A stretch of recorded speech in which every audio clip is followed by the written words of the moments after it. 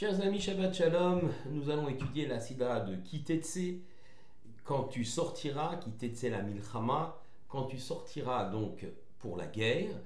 Et cette Sidra s'ouvre sur un thème bien surprenant. Lorsqu'Israël sera en guerre, et forcément, il sera victorieux, puisque Dieu lui aura donné cette victoire, il fera des prisonniers.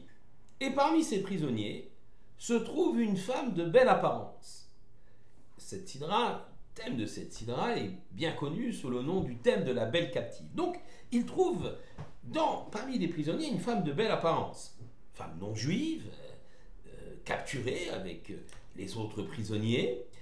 Et évidemment, cette femme de belle apparence suscite chez l'un des guerriers juifs une certaine forme de convoitise, une envie.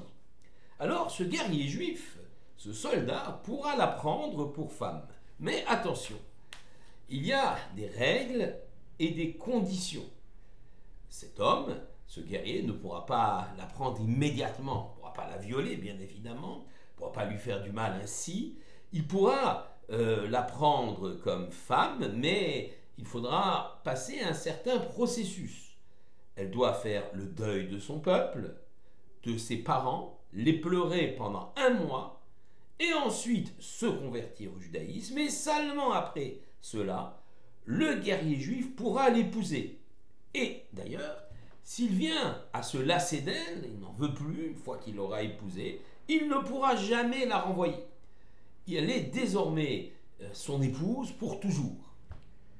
Et donc, effectivement, voilà, on a une sorte de protection pour cette belle captive.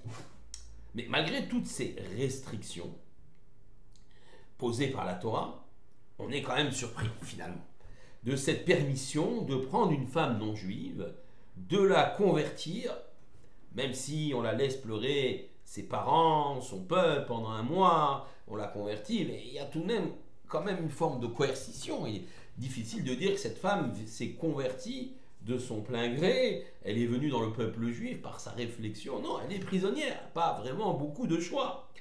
Et cette forme de, comment dirais-je, de conversion et ensuite de mariage correspond bien peu à l'idée qu'on se fait du couple juif. Parce qu'on enseigne le couple juif, il faut qu'il y ait un rapport d'égalité entre l'un et l'autre, une construction, un avenir dans le judaïsme, réflexion sur les enfants. Tout cela n'existe pas dans ce cas de la belle captive. Alors comment la Torah peut-elle permettre finalement d'épouser cette belle captive, y compris avec toutes les restrictions? Il y a une question qui se pose. Nos maîtres nous expliquent qu'il s'agit là d'une concession au Yetzer Hara, au mauvais penchant de l'homme. En effet, un homme en guerre est confronté à la mort permanente. Il sort de son cadre naturel. Et parfois, ce danger permanent peut réveiller en lui son d'instinct et il peut être même capable du pire. La Torah prend acte de la faiblesse humaine, mais tente de l'encadrer. Pas tente, elle l'encadre et permet finalement quelque part de civiliser son désir.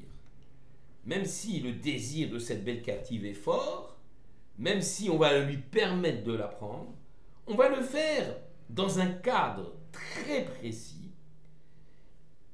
Ce cadre qui va donc donner ou garder toute dignité à cette belle captive, même si elle est privée de liberté.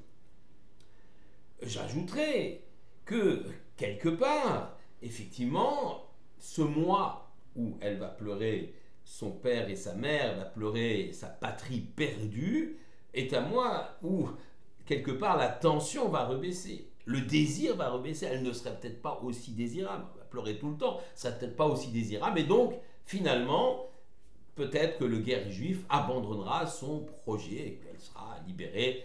Finalement, elle pourra retourner vers son peuple. Mais, tout de même, ces réponses-là, cette explication apparaît quand même assez peu satisfaisant. Parce que si quand même il décide de l'épouser, cette étrangère est soumise à une coercition. Elle perd la maîtrise de son destin.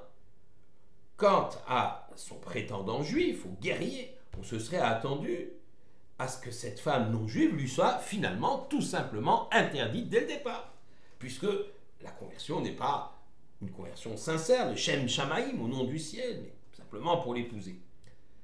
La suite de la Sidra constitue d'ailleurs une très sérieuse mise en garde à ce candidat aux noces avec la belle captive. Il nous est décrit le cas du Ben Sorer ou Moré, le fils dévoyé et rebelle.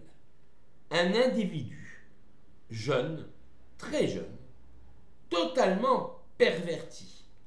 L'individu est dangereux et cruel et il faut le châtier avec vigueur. Le Ben Sorer ou Moré est quelqu'un qui est glouton, mange de la viande, boit du vin, il est jeune, il a parmi ça à peine, et les parents finalement l'amènent devant le tribunal en disant cet garçon est Ben Sorer ou Moré, et ce qui est encore plus surprenant, il va être exécuté de peur qu'il ne devienne un brigand et qu'il aille assassiner les gens pour les dépouiller sur les routes ou sur les chemins.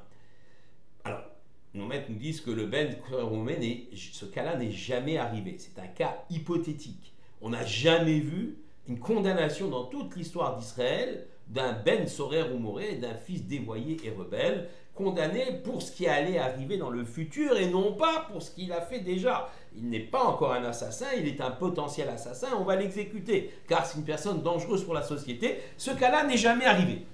J'allais dire fort heureusement. Alors pourquoi la Torah nous met en garde? Elle nous met en garde simplement sur le risque important d'un fils qui serait dévoyé au niveau d'éducation. Faites attention, une mise en garde. Mais ce passage du Ben Sorer ou Moré suit tout de suite celui de la belle captive. Et Rachi explique que cet adolescent-là, dévoyé, potentiellement dangereux, est le fruit de l'union entre le guerrier juif et la belle captive, malgré toutes les précautions qu'on a prises. Le père juif de cet enfant dévoyé et rebelle n'a vu dans cette femme, la belle captive, que la belle apparence, l'artificiel, le superficiel. Il a réagi avec ses hormones, avec sa passion. Il a fait fi de la personnalité d'une compagne juive avec qui il aurait dû et pu fonder son foyer juif. Il a surtout négligé qu'un couple, une famille, se construit sur un projet et des valeurs authentiques. Ce couple artificiel, guerrier juif, femme de belle apparence, est basé sur une pulsion, sur une domination masculine qui est, bien sûr, et ce couple est totalement voué à l'échec.